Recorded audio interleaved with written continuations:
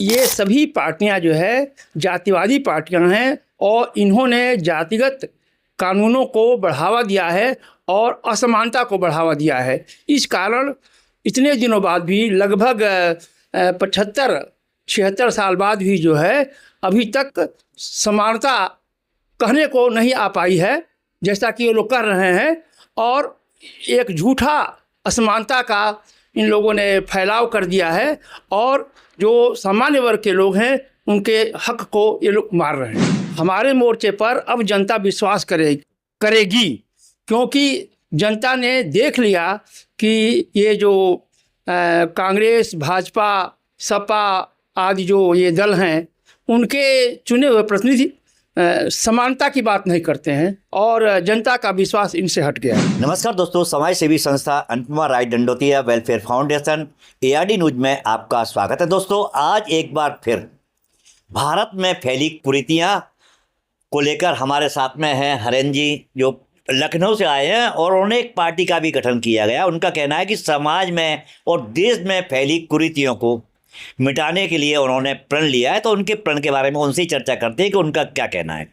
हम लोगों ने एक राष्ट्रीय विकल्प मोर्चा का गठन किया है, जिसमें विभिन्न राजनीतिक दल और सामाजिक संगठन शामिल हैं। और इस मोर्चे का मुख्य उद्देश्य जातिगत कानूनों को समाप्त कराने के लिए संघर्ष करना है। और उस कानूनों को समाप्त कराने के लिए हम लोग अपने MLA और MP भी विधानसभा और लोकसभा में भेजना चाहते हैं। और इसके लिए जो भी चुनाव होंगे उसमें राष्ट्रीय विकल्प मोर्चा अपने कैंडिडेट खड़ा करेगा। अरे नहीं, एक चीज पूछना चाह रहा हूँ। आपने कहा कि आपने जो नया विकल्प तैयार किया है उसमें आपके MP और MLA आप भेजेंगे और वो चुनाव जीतेंगे हारेंगे वो तो मतदान पर डिपेंड करता है। तो ये क्या स्वर्ण समाज के लिए, स्वर्ण समाज में आपके साथ में कौन कौन से वर्ग साथ में हैं? यह केवल स्वर्ण समाज के लिए नहीं है, सामान्य वर्ग के लिए है। जो जो जातिगत कानूनों से पीड़ित और प्रभावित हैं वो सबके लिए है ये जो है। और हम लोगों का उद्देश्य समानता के को लागू करने के लिए जातिगत कानूनों को समाप्त कराना है। अच्छा, आपने नया विकल्प तैयार किया है। BJP भी है, कांग्रेस भी है, BSP भी है, समाजवादी पार्टी भी है। ये भी स्वर्ण समाज की बात करती है पर करती कुछ है, कहती कुछ और।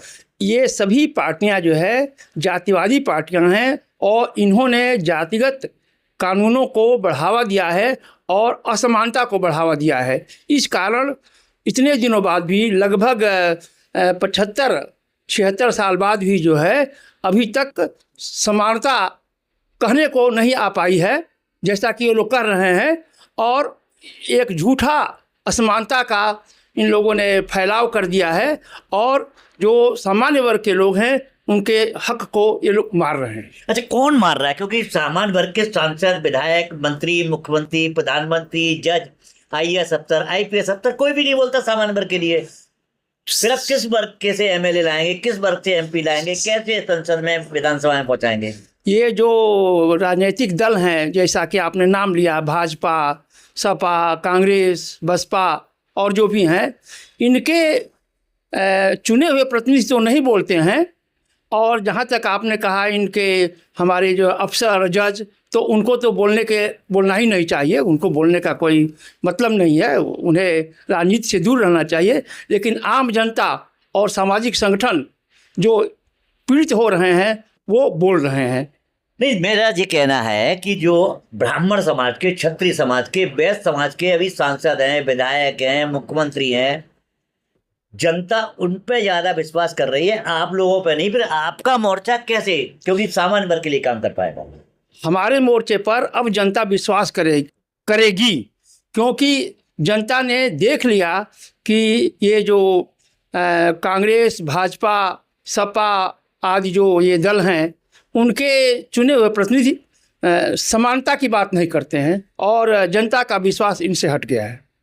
अभी उत्तर प्रदेश में दो दल हैं, एक आपने भी बनाया और एक और जो ADM साहब है उनने भी बनाया है। तो ये दो दल आपस में टकरा रहे हैं, फिर कैसे समानता लाएंगे? ये सही नहीं है कि दो दल आपस में टकरा रहे हैं।